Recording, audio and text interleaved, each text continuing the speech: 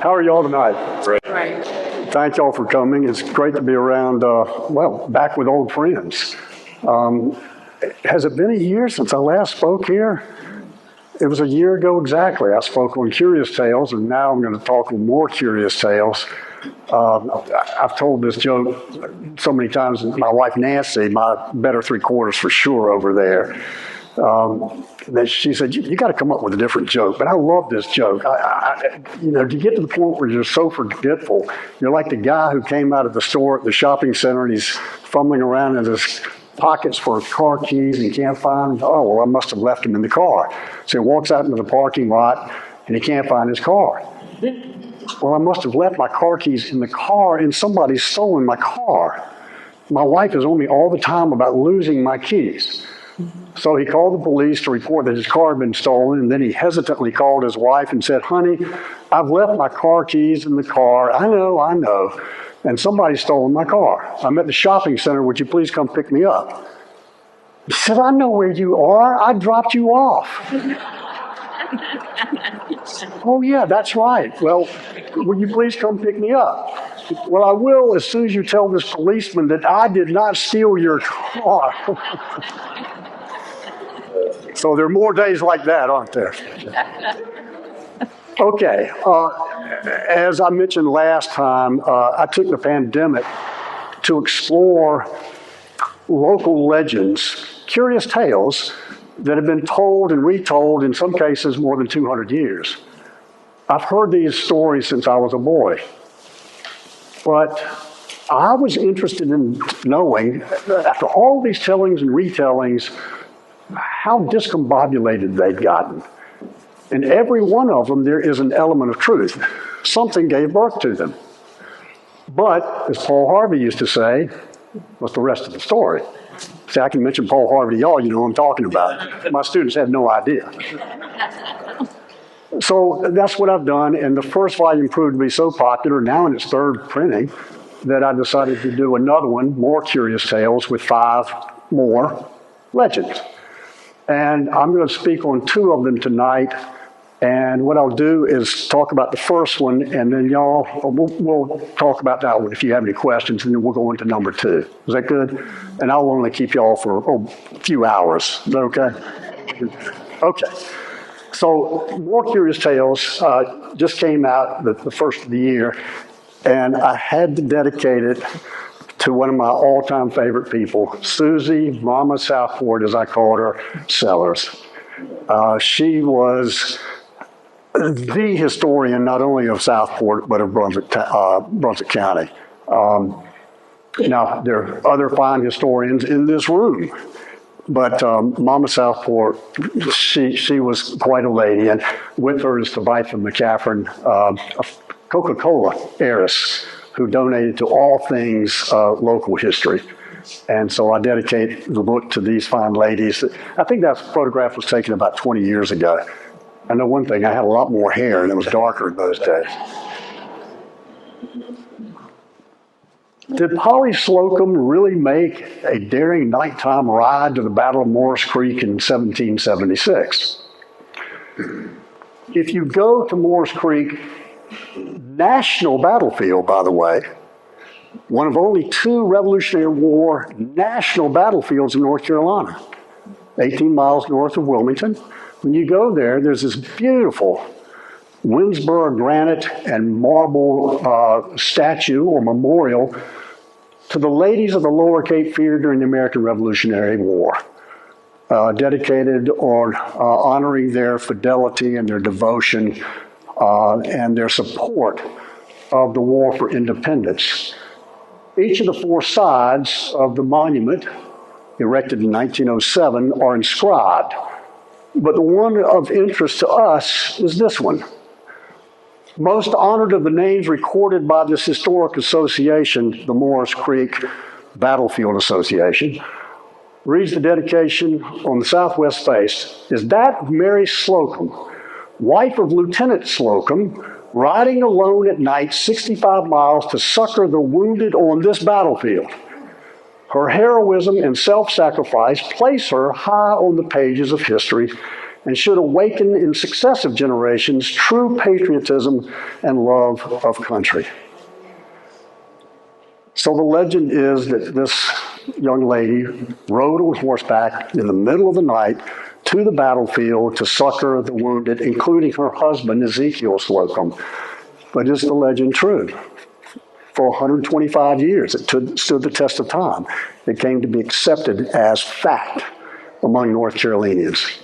Well, a little background on the battle itself. When Governor Josiah Martin, the last royal governor of the colony, was deposed and driven away from New Bern, he sought refuge right here at Fort Johnston, at the mouth of the Cape Fear River, because it was the only serviceable British fort in the colony. And from here, he planned a southern campaign for early 1776. That is, he planned to organize or muster a provincial army of loyalists, depending mostly on Highland Scots who lived up and down the Cape Fear River Valley. Those of you who have been watching Outlander know what I'm talking about. The largest ethnic minority in North Carolina at that time were Highland Scots. More than 12,000 of them lived in the Cape Fear River Valley. So with his provincial army, he requested from London soldiers, regular British troops, arms and ammunition and cannons for an invasion of the South, not just North Carolina, but of the South by way of the Cape Fear River. And once he had regained control of his lost colony, see how I work lost colony into North Carolina? Then they would go south into South Carolina, and after subduing South Carolina, they would move northward into Virginia and regain royal control for the southern colonies, now in a state of rebellion. Well, this provincial army would be led by his appointed Brigadier General, Donald MacDonald, not Ronald McDonald, but Donald MacDonald, who was a British Army officer who had come to North Carolina to recruit Highland Scots for the regular British Army based out of Boston. So MacDonald put together a force of approximately 1,400 loyalists in what is today Fayetteville, then Cross Creek. Now, the Patriots, and of course these are loyalists too, the loyalists were loyal to the king, the Patriots were loyal to the revolutionary movement, but both sides considered themselves loyalists to their cause. But the good guys, the Patriots, led by, in part, Richard Caswell, you know Fort Caswell, across the Harbor Way, our first state governor, organized militia from the New Bern district, Minutemen led by Alexander Lillington from the Wilmington district, and throughout eastern North Carolina, Patriots rallied to the call by the revolutionary leaders to try and intercept or stop the loyalists who will be marching from Cross Creek to Brunswicktown, just north of us, where they would meet the incoming regular British forces by mid-February of 1776. Well, the battle that took place, that is, the Patriots moved in the sort of cat and mouse game to try and stop or intercept the loyalists before they reached Brunswicktown. They met 18 miles northwest of Wilmington at Widow Elizabeth Moore's Creek Bridge. The battle was a short duration. It only lasted 180 seconds by most accounts, but it had very far-reaching consequences. It was the first pitched battle in North Carolina during the American Revolutionary War, and it was a Patriot victory. And it led to casualties among the Loyalists. There were only 2 American Patriot casualties, one of whom later died, John Grady, as they say in Duplin County. But the Loyalists suffered heavily in this battle and were routed and retreated back to Cross Creek. But what this Patriot victory did was encourage the North Carolina Provincial Congress meeting in Halifax 6 weeks later to unanimously pass the Halifax Resolves, which was the first written statement by any of the 13 colonies in support of independence. So while Massachusetts and Virginia had given their verbal support, we put it in writing. And that makes it official. And that date that it was approved, April 12th, 1776, is so important in our state's history that it is on our state flag. And the other one is May 20th, 1775. Do y'all know what that is? There will be a test at the end of this talk. Make sure you take notes. The Mecklenburg resolves. Mecklenburg County claimed to have been the first county to have declared independence, though there's no hard evidence. In other words, there's not a copy of the Mecklenburg resolves that survived. But those two dates are on our state flag. Now, what about the role of Mary Slocumb, or as she was known to family and friends, Polly? Did she make this daring nighttime ride to Morris Creek Bridge in the middle of the night to tend to her wounded, and she thought, dead husband and his comrades? And what prompted her to do this? Well, she later claimed that she had had a nightmare, an omen, a revelation that her husband had been killed in this battle. And so she left her child in the care of a servant, got on horseback where they lived at their farm in Dobbs County, and she rode 65 miles to the battlefield to arrive in time to see about her husband and his wounded comrades. So this a very famous legend in North Carolina's history. She became the stuff of legends. And not only did the battle make her, but she helped make the battle famous, which I'll come back to. Okay, so she was born February of 1760 in Bertie County. And when she was about 10 years old, her family moved down to Dobbs County. And so there she grew up, said that she was quite feisty and had a kind of a masculine independence about her. She must have been, I don't know, like Mama Southport. She was just a real feisty lady. And it was there that when she was about 18 years old, so the legend goes, she married Ezekiel Slocumb, who was her stepbrother by marriage. She was born to Anna and Thomas Hooks, but her mother died in her 30s in 1771. 6 years later, her father Thomas married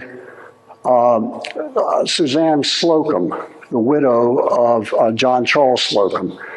And so Polly and Ezekiel, who she'll fall in love with, they got married sometime in their teens. The legend is that they were about 18 years old.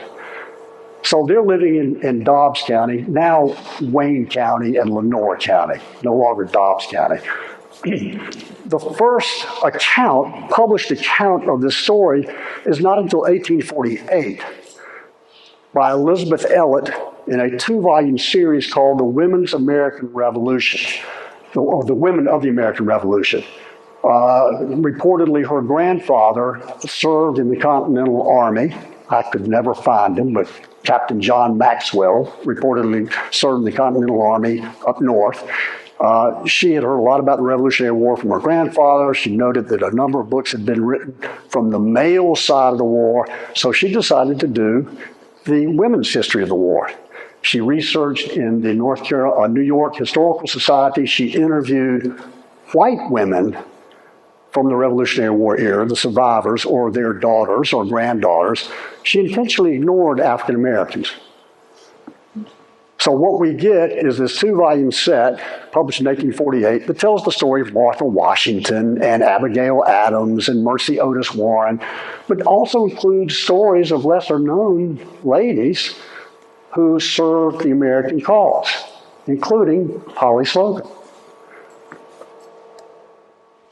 So popular was her book, particularly in the North, and she ran around with people like Edgar Allan Poe. She was a well-known poet and essayist of her day.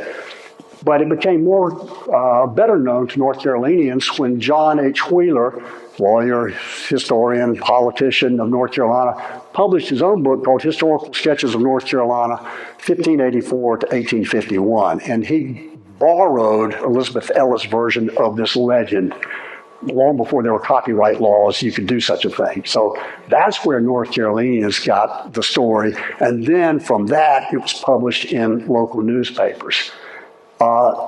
Where you see the legend mentioned locally with regularity begins with the centennial celebration of the Battle of Morris Creek Bridge in 1876. And if you look at this Goldsboro Argus newspaper article, there is going to be a celebration, and Mary Slocumb.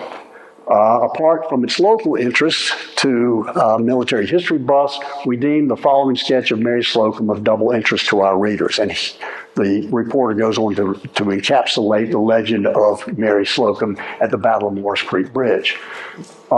She became the subject of odes by poets and newspaper articles, and teachers taught their students about her daring deeds. She became arguably the most famous lady from the Revolutionary War era in North Carolina. So you regularly saw articles like this in newspapers all across the state. So her legend is building such that by 1907, when the Morris Creek Battlefield Association decided to put up the first memorial to women of the American Revolutionary War in this country at Morris Creek, and they included her story. So now written in stone, it's got to be true, right? Well, this was the height of her fame. 1929, when the Army and the Morris Creek Battlefield Association exhumed the remains of the Slocumbs at their farm in Wayne County and moved them to Morris Creek. She survived until 1836, and her husband Ezekiel survived 4 more years, dying fittingly enough on July 4th, 1840. So they were buried in the family cemetery at their farm in what became Wayne County, but time passed on. The Wilmington and Weldon Railroad bought property and pushed the railroad through the property, and the family cemetery just got forgotten. And it was rediscovered in 1896, and the graves were in such poor condition that the reverend who discovered them asked the ladies of Wayne County to please do something about it. It was not until 1929, though, that the graves were exhumed. The Army exhumed them. A detachment from Fort Bragg, now Fort Liberty, came down to Wayne County. They exhumed the remains, found quite a few, too, and moved them to Morris Creek. And there were 5,000 people at this ceremony. And here's a photograph by Lewis T. Moore of the Daughters of the American Revolution escorting the flag-draped caskets to their final resting place. So that is the height of the fame of Polly and her husband Ezekiel Slocumb. And of course, when you go there today, not only do you see the memorial, but you see their graves with their original gravestones. The gravestones were moved from Wayne County to Morris Creek. Well, the story, is it true? She claimed that on the battlefield, she encountered Richard Caswell, commander of the Patriot forces. However, in his post-battle report, official report to the North Carolina Provincial Congress, he never mentioned her. Neither did any of the other officers. And you would think that as the only lady on the battlefield, because when he encountered her, he said, "Young lady, what are you doing here?" And her answer, I loved her answer. Reportedly, she said, "I figured your army needed nurses as much as they needed soldiers, and that's why I'm here." Great answer. So she talked about this encounter, but he never mentioned it. And you'd think that there's just one lady on the battlefield tending to the wounded soldiers, that somebody would have mentioned her in a report or a letter or something. And then the inconsistencies come, and I talk about all of these in More Curious Tales. All right, number one, in February 1776, Polly was barely 16 years old. So the battle was fought February 27th. She was born on February the 11th, so she was 16 and 2 weeks old. Ezekiel, her husband, who allegedly was a lieutenant, and in some versions of the story, a captain in the Patriot Army at Morris Creek, well, he was only 15 years old. And by law, you had to be 16 to join the militia. Could Polly have ridden a horse 130 miles round trip? Because that part of the story is that she rode down to Morris Creek, tended to the wounded, got on horseback that night, and rode back to her home in Dobbs County, where she was met by her son, who went running out into his arms to embrace her. Welcome home, Mama. But could she have ridden 130 miles on 18th century roads, the backwoods of North Carolina, with no signs? Not only that, but how did she know where to go when the armies themselves didn't know exactly where they were going to fight the battle until they fought the battle? And yet she shows up early the next morning, shortly after the battle ended. Polly claimed that at least 20 Patriot soldiers were wounded on the battlefield, and yet official reports claimed that only 2 American Patriots were wounded. One died of his wounds in Wilmington 3 days later. Ezekiel Slocumb's Revolutionary War pension application reveals that, in fact, he did not join the North Carolina militia until 1780, when he would have been 20 years old, or almost 20 years old. So that's an inconsistency. And then she claimed to have encountered her son when she got home early the next morning. She did all of this in about 36 hours. And when she got home, her son, Jesse, ran into her arms, but yet Jesse Slocumb was not born until 1780. And from whom did Elizabeth Elliot learn the story? We have no idea. She didn't cite any sources. I included all of my sources in the book. I wanted y'all to know exactly where I got my information. But Elizabeth Ellis never included those annotations, so we don't know. Polly had been dead 10 years before Elizabeth Elliot even started her research. So we don't know where her story came from. And then in 1810, Jesse, who went on to become a Federalist congressman from North Carolina, died as a young man in 1820 and is buried in the Congressional Cemetery in Washington, D.C. Huh. And in 1810, a Raleigh newspaper editor asked him, what can you tell us about the history of Wayne County during the American Revolutionary War? So here's Jesse Slocumb, her young son, that reportedly ran out into his mama's arms when she got back early the next morning. And he said, well, nothing of real importance happened in Wayne County. General Cornwallis came through, and that stirred up the loyalists a little bit. We put them down, but that's about it.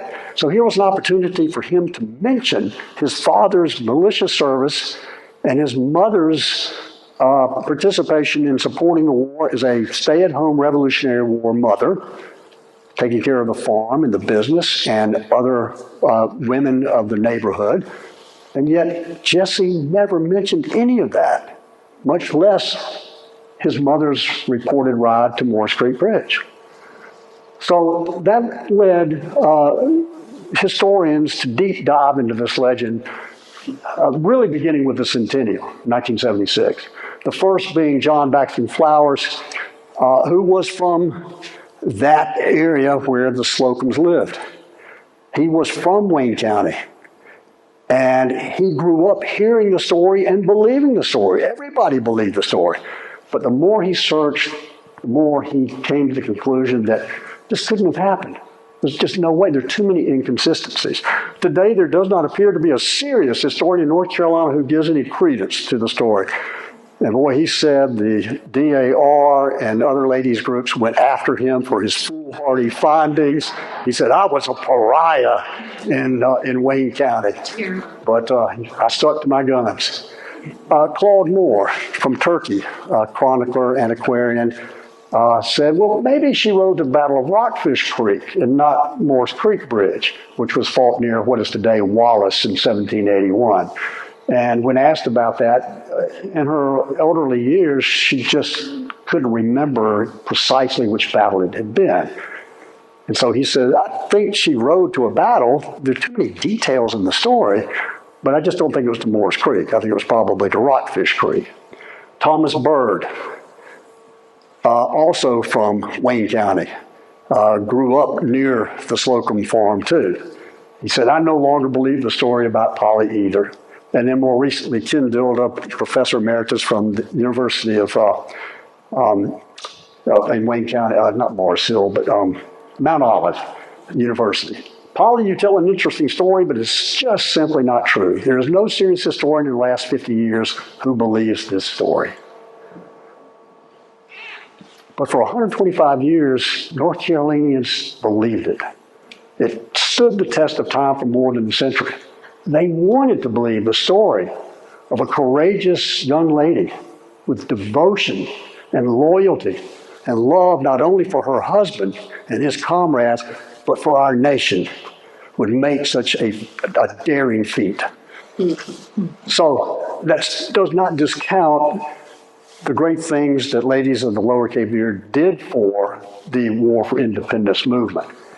It's just in this particular case, the story is simply not true. But it's written in stone, so when you go to Moore's Creek, you're going to say, well, it's got to be true. It's written in stone. Okay. Questions, comments, observations, hallucinations? Yes, sir. So this conjecture about the Rockfish Creek. Yes. Where did he just pick that out of the air? Is there some basis for that?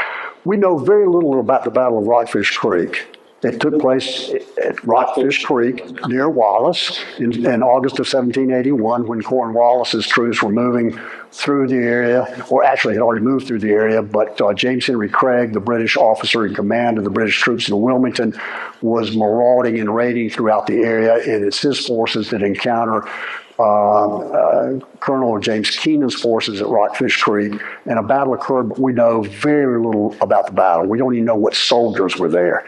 But I think being that close to Wayne County, it's likely that Ezekiel, who never rose above sergeant in the North Carolina militia during the war, I think it's likely that his unit was at the Battle of Rockfish Creek. But to date, that evidence just isn't there.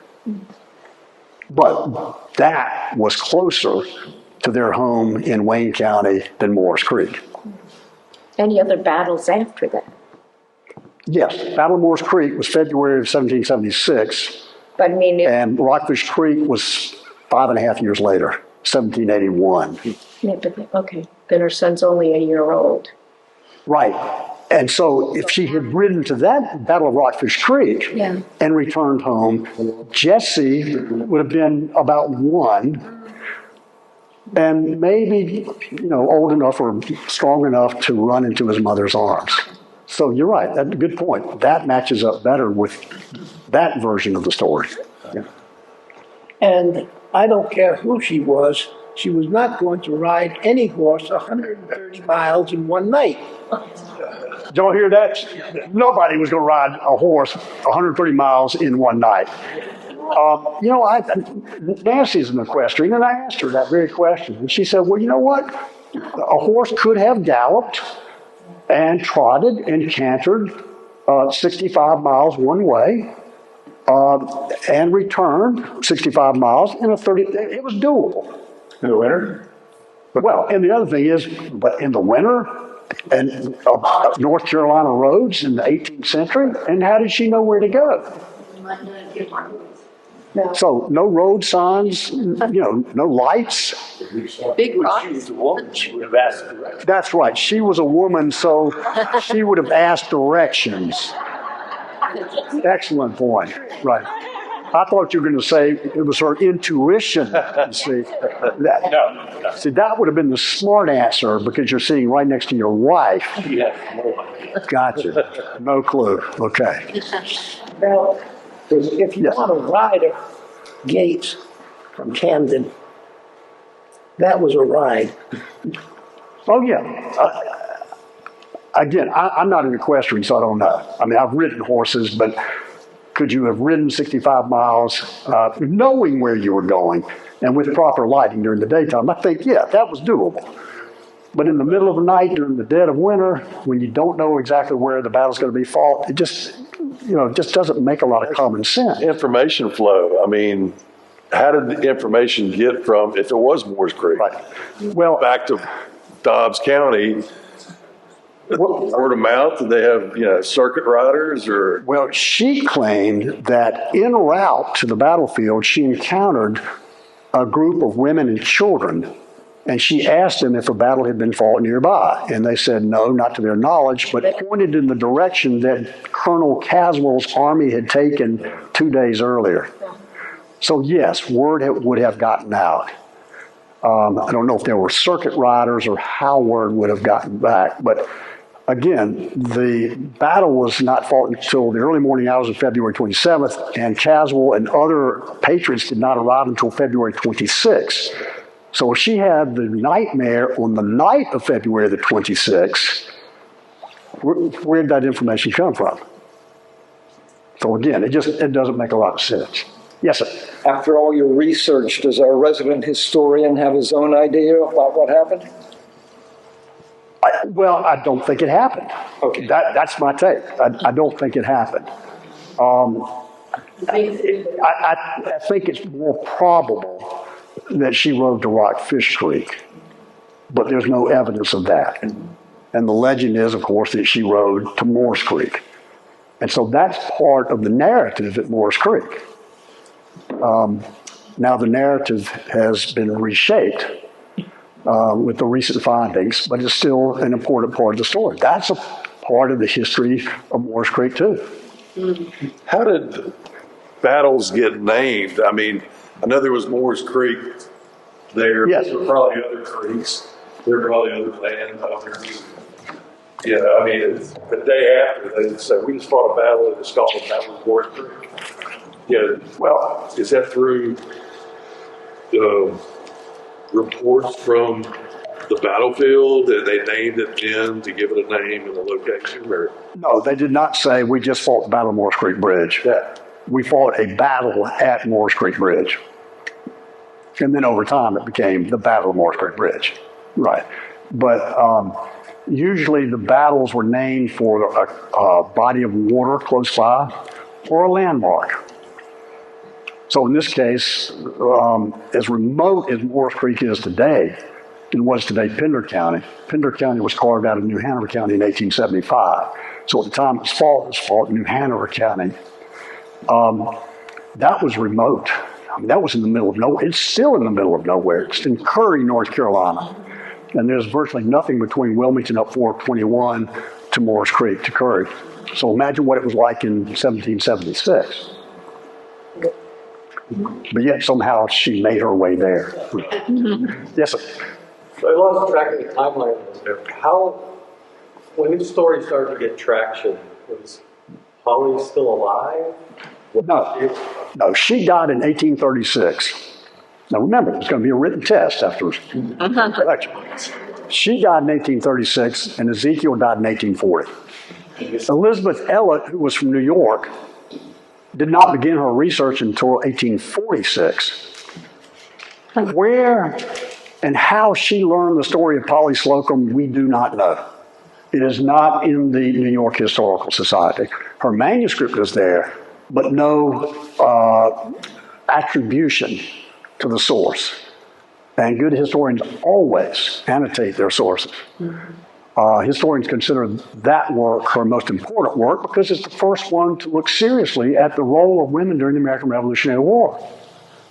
But that's, again, where we get the legends of Martha Washington with her husband at Valley Forge and Abigail Adams telling her husband, when you go to Philadelphia, remember the ladies.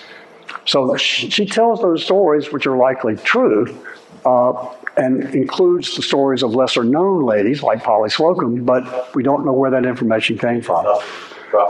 No, we just don't know. And that's one of the most curious aspects of the whole thing. Where did that information come from? It had to be someone intimate with Polly Slocumb. Was it one of their children? They had 3 children, 2 daughters, who, by the way, was born in 1776, before Ezekiel and Polly allegedly got married. So that was not uncommon that they didn't have to be married to have a child. But it would have been more likely that they would have had children after they got married. Anybody else? Chris, Okay, yes. are you aware No. that I'm not. Most days I'm not. that Governor Caswell, who was the colonel at that time, is well known to have had the worst haircut of any governor in the history of North Carolina? He had a beetle haircut, didn't he? That's a bad haircut. I've seen that through many times. But he had hair. He did. Unlike some of us, he had hair. And we're not 100% sure that's Richard Caswell. It's in the Caswell family, and it's of the time period, so the family attributes that to Caswell, but we're not 100% sure. So never let the truth get in the way of a good story, though, right? Okay. Anybody else? All right. There's so much more to this story. I wish I had time to go into more detail. Buy the book and you get it all.